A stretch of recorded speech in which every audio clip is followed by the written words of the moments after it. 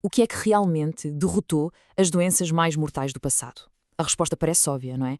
A medicina moderna. Mas e se uma parte fundamental desta história tivesse sido esquecida? É isso que vamos analisar hoje, ao mergulhar nas ideias de um livro controverso chamado Desvanecendo Ilusões, que nos conta uma história muito diferente. Esta é mesmo a pergunta-chave. A resposta que nos habituámos a ouvir definiu a forma como olhamos para a saúde pública há mais de um século. Quando se fala em doenças como a poliomielite, são imagens como esta que nos vêm logo à cabeça. A conclusão parece saltar à vista. Foram as maravilhas da medicina, como este pulmão de aço, que nos salvaram. Pois é, esta é a história que todos conhecemos. A medicina e as vacinas são vistas como as heroínas que conquistaram as doenças infecciosas. É uma narrativa com muita força. Mas será que é a história completa? E é precisamente aqui que este livro vira o guião. Ele argumenta que, por baixo da história oficial, existe outra, uma história que foi esquecida e que pode de facto mudar a nossa perspectiva sobre o que realmente nos tornou mais saudáveis. Então, para perceber o argumento do livro, temos de fazer uma viagem no tempo. Temos de recuar até às cidades industriais do século XIX e ver como era o mundo antes de tudo aquilo a que hoje chamamos saúde pública. O livro pinta um quadro que, para nós, hoje em dia, é quase impossível de imaginar. Cidades a explodir em população, mas sem o básico do básico. Esgotos a correr a céu aberto, casas apinhadas de gente. E isto não era a exceção, era a norma. Naquela altura, a ligação entre a miséria e a doença era óbvia, era palpável. Esta citação de um médico de 1838 é visceral. Ele compara o veneno de um quarto cheio de doentes com febre ao de água parada cheia de insetos mortos. Para ele, era a mesma coisa, só mudava a intensidade.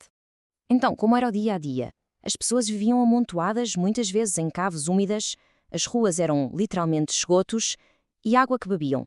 Bem, essa vinha de poços que estavam muitas vezes a poucos metros das latrinas. Dá para imaginar o resultado.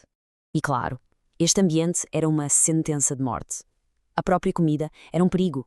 O livro descreve como a carne de animais doentes era vendida sem qualquer controlo.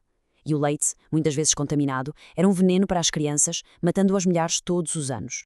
Agora, juntem a tudo isto o trabalho infantil desumano e uma subnutrição que era a norma. O que tínhamos uma população inteira com as defesas em baixo, completamente vulnerável a qualquer doença que aparecesse. Mas, no meio de todo este desespero, alguma coisa começou a mudar. E é aqui que o livro apresenta uma ideia central. A verdadeira revolução da saúde não nasceu num laboratório. Nasceu nas ruas e nos esgotos. Foi uma revolução em 4 frentes. Primeiro, água limpa e saneamento. Segundo, comida mais segura, com a pasteurização a ser um passo de gigante. Terceiro, melhores condições de vida e de trabalho. E por fim, o quarto pilar, educação, com as pessoas a perceberem a ligação entre higiene e saúde. Segundo o livro, foram estes os verdadeiros game changers. A lógica por trás de tudo isto era, bem, de um senso comum esmagador.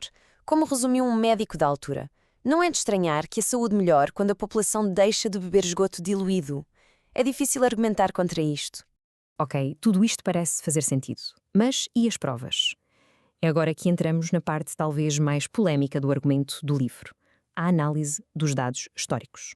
Então, o que é que os números nos dizem, segundo esta análise? Será que a narrativa tradicional bate certo com as estatísticas da época? Este gráfico é talvez a peça central do argumento. Reparem nas linhas. Elas mostram as mortes por doenças como o sarampo ou a febre tifoide. A interpretação dos autores é que a grande maioria da descida, aquela queda a pique, aconteceu antes da introdução das vacinas para essas doenças. O argumento é que quando as vacinas chegaram, a batalha já estava em grande parte ganha. E o mesmo padrão parece repetir-se quando olhamos para a mortalidade em geral. A linha a cheio mostra a queda drástica da mortalidade. A linha a tracejado, que só dispara muito mais tarde, mostra os gastos com a saúde. A conclusão que o livro tira é que a grande melhoria na nossa saúde aconteceu antes da explosão da medicina moderna, sugerindo que outros fatores foram os principais responsáveis. Finalmente, o livro mergulha num tema que nos soa muito familiar hoje em dia: a controvérsia sobre medidas de saúde. E a grande surpresa é que estes debates não são de todo uma coisa nova. Olhem só para esta fotografia. É de 1919, um protesto da Liga Anti-Vacinação no Canadá. Há mais de 100 anos, já havia oposição organizada a medidas de saúde obrigatórias e os argumentos deles podem soar surpreendentemente familiares. E o que é que eles defendiam afinal? que a melhor proteção era o saneamento e uma boa alimentação. O foco devia ser em água limpa, comida de qualidade e casas arejadas. E defendiam o direito à escolha pessoal. Muitos destes pontos são um eco da tese central do livro.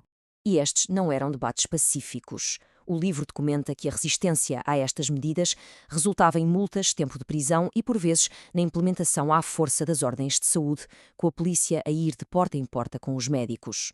No final, desvencendo ilusões, lança um desafio fundamental à história estabelecida. Pede-nos para desviar o olhar do microscópio e da seringa e para olhar de novo para a torneira de água limpa, para o prato de comida e para o ambiente em que vivemos. Leva-nos a pensar no caminho que percorremos e na história que talvez tenhamos deixado para trás. E assim, a análise termina com uma pergunta que não é só sobre o passado, mas também sobre o presente e o futuro. Que partes importantes da história da nossa saúde é que nos esquecemos de contar? A resposta, sugere o livro, pode ser mais importante do que imaginamos.